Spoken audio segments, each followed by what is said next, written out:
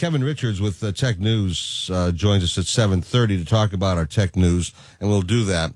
But he came in a couple of minutes early because he heard me talking about this Dash Pass program over at the DMV, and he came in with this passion just wrapped around him. I couldn't stay away, Alan. I just couldn't take it.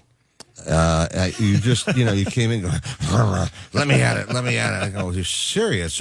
I mean, first of all, it's a great idea that I brought up. I mean, with all due modesty, a great idea that you heard the one caller who's hasn't called before ever until that was a great 17 call. years. Yep. And he said that, he never had a problem until they initiated the Dash program. And he agrees with me. It's either black or white. It's one way or the other. It's yay or nay. It's yin or yang. You either have everybody have an appointment, or you have nobody make an appointment and go back to how they were doing before. Be responsible to get in line and stand in line the way they did before, where they had no problem. So what's the issue? So I'm here as the technology advocate. Somebody has to stand up for the technology, right? Mm-hmm. So, if you got the mindset of if it ain't broke, don't fix it, there will be no progress. There will be no change. There will be no trying anything new. You've got a very old tried and true system of standing in line, and clearly tried and true. That's the operative phrase right there. I'm not arguing that. Right. However, not everybody really loves that experience. So, right. So I go to a grocery store. I got my stuff. I know you're in front of me, but would you move out so I can get? I don't like standing in line. All right, so you've got to give the DMV at least credit. I mean, here in Nevada, we're actually very lucky. The DMV is far ahead of other DMVs, specifically where California was. Sure. They've done a very good job of adopting technology and utilizing it. So this is just another step in the right direction. Yep. Now, earlier you had said that either we should have 100% of people on Dash Pass or none at all. Well, okay, and the only thing I modified is we don't have to call it Dash Pass. We can have 100% of the people making appointments, if you want to put it that way, or nobody making appointments. Okay, so right now you effectively have that because what's happening is 100% of the slots that are available are being taken up by Dash Pass. So that's what I was saying earlier. No, they're not. No, not 100%. Well, almost, and that's the problem. By 1 o'clock, when people are not able to accept additional appointments, that's what's happening. Dash Pass has already taken those available appointments.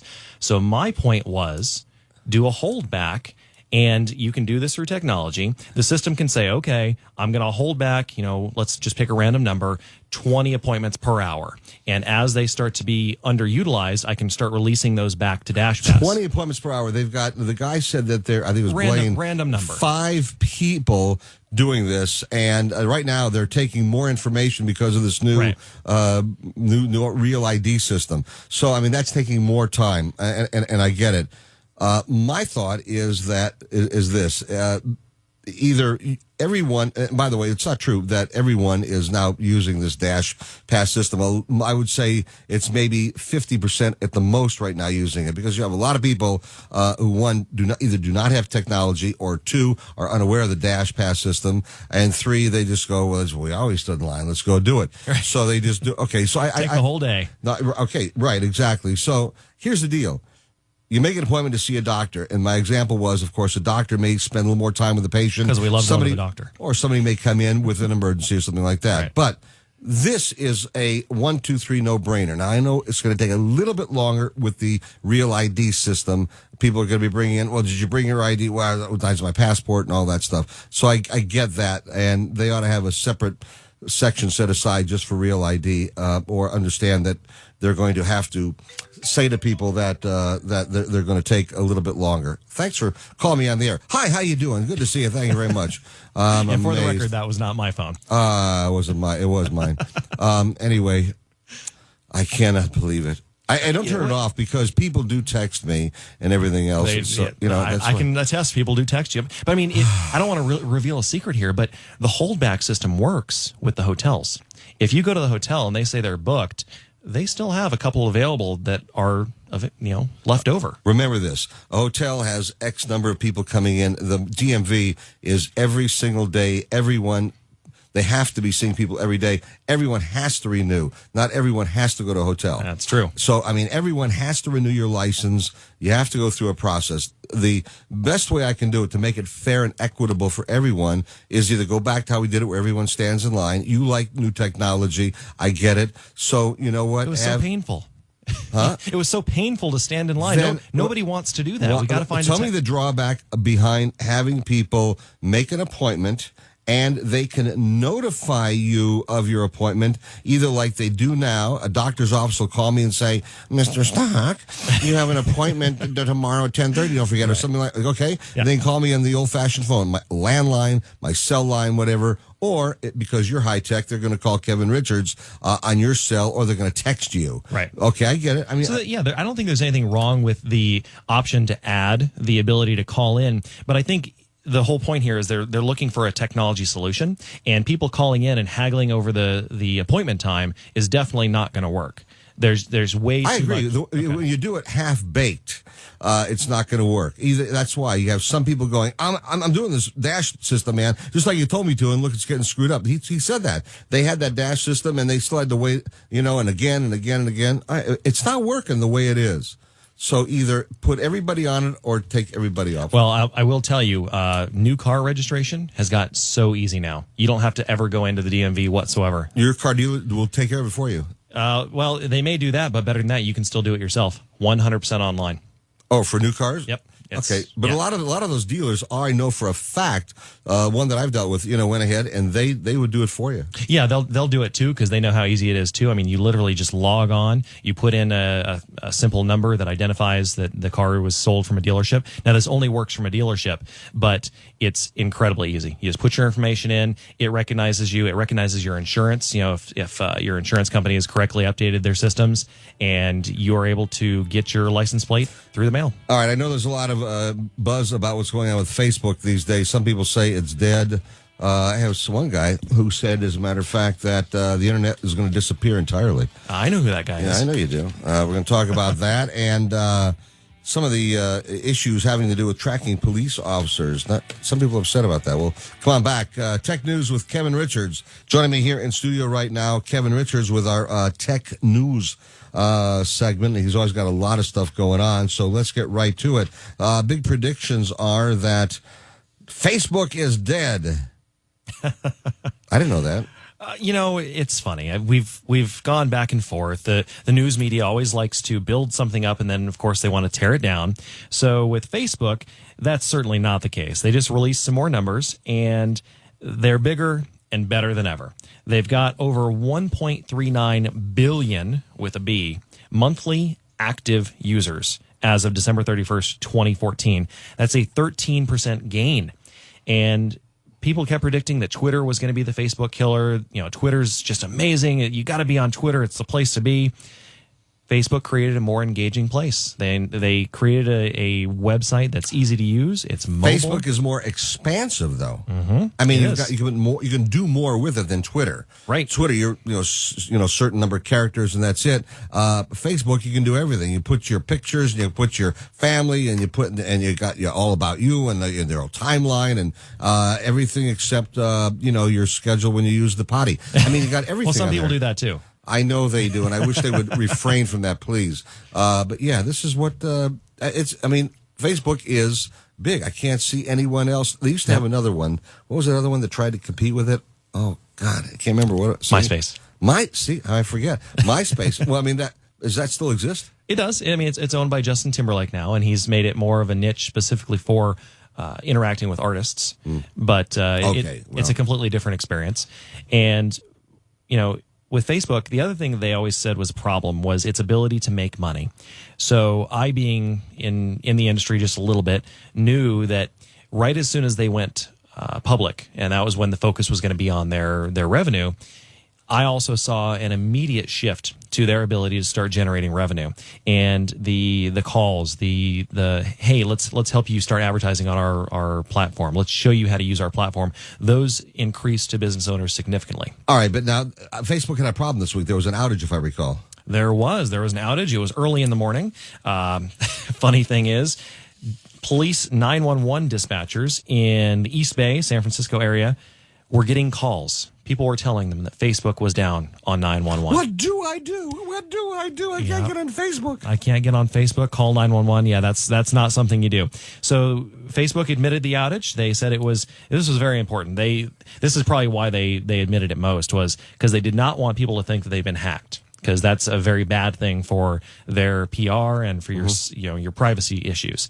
So Facebook says, nope, it was our fault. We were tinkering around with the coding, and it caused Instagram and Facebook to go down for just about an hour. And here's an interesting thing that I think a lot of listeners might not know is Facebook actually helps you log into a lot of different websites and mobile apps. So when Facebook goes down, it actually causes a ripple effect, and there's a lot of websites that are down as a result of it. All right. They don't act independent of Facebook?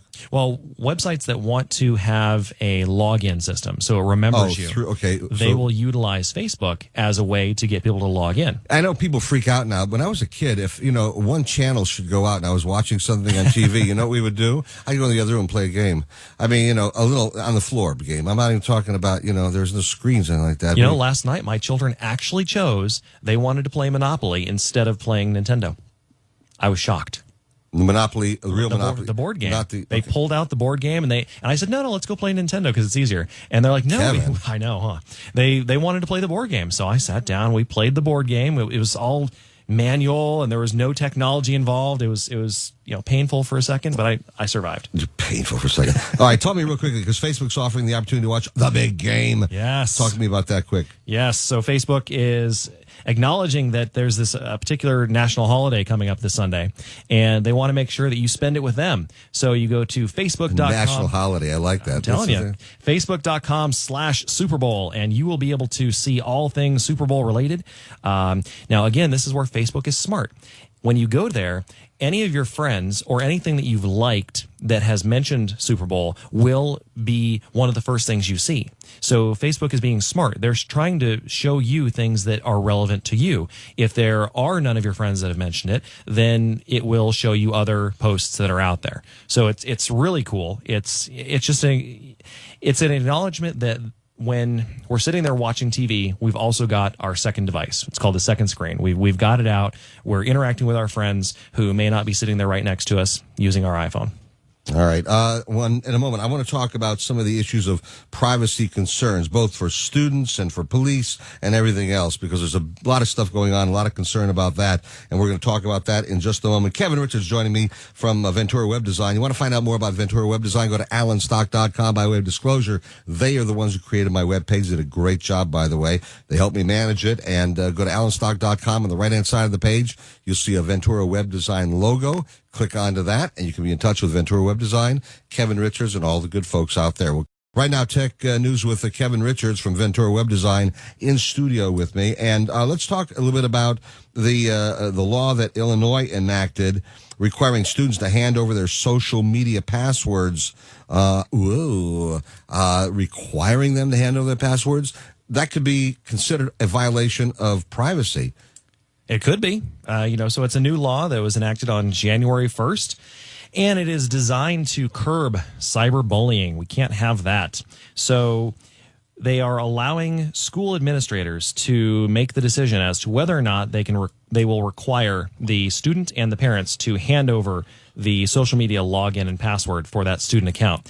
And the letter that just went out says something to the effect that the school authorities may require a student or his or her parent or guardian to provide a password or other related account information in order to gain access to his or her account or profile on a social networking website if school authorities have a reasonable cause to believe that a student's account on a social networking site contains evidence that a student has violated a school disciplinary rule or procedure. Okay, now that's the law right now? That is the law that was passed. All right. Absolute, complete, total fascism. First of all, let me tell you this. I believe that every parent should have their kid's password. I think every parent should be responsible for what their kid posts. That's the parent's responsibility.